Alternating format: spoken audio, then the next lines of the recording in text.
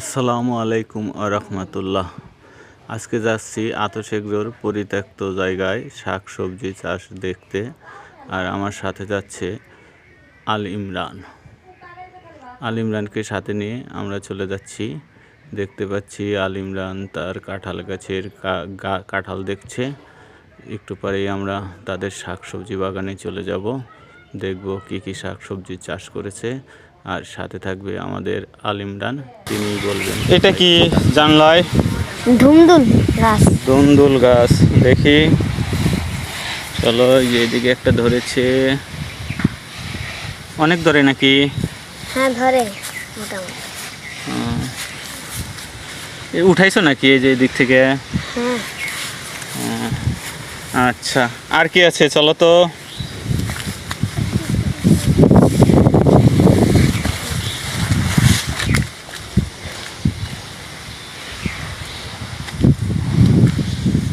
এগুলা কি লাগাইছো? আদা গাছ লাগাইছো। বৃষ্টিতে তো নষ্ট হয়ে গেছে দেখতেছি। এটা কি পেঁপে গাছ? এরকম কেন?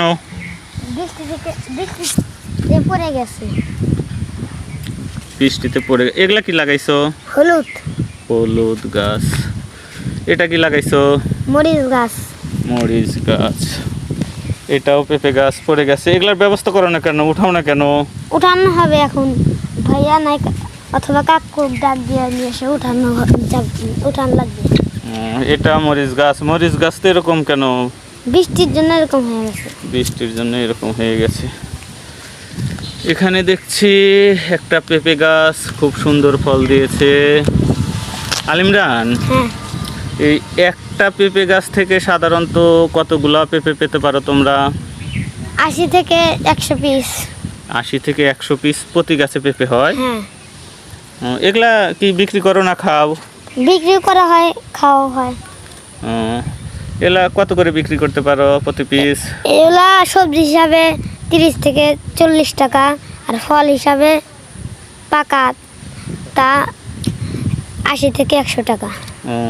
পাকায় বিক্রি করলে একটু সময় বেশি লাগে, কিন্তু পাকায় বিক্রি করলেই বেশি লাভ মনে হয়, তাই না? এদিকে কি এগুলা কি হলুদ গাছ? আচ্ছা আচ্ছা আল ইমরান, এই যে লম্বি ভাবের এরকম চাষ করছো কেন তোমরা? গাছের ছায়া লাগে দেখে এই জায়গায় ফসল হয় না দেখে চাষ করা হয়েছে, এই জায়গায় বেছে নেওয়া হয়েছে। আচ্ছা, অর্থাৎ যেটা করছো সেটা হচ্ছে ওই ছায়াযুক্ত স্থানে